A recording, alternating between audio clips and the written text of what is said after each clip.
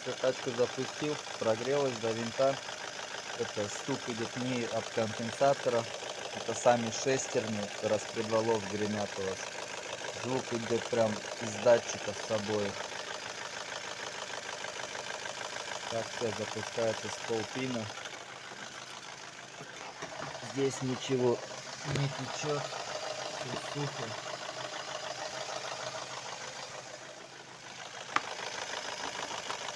В общем, открыл крышку, бугеля все протянутые, все нормально. Единственный момент, там фиксатор стоит, распред сейчас в клине.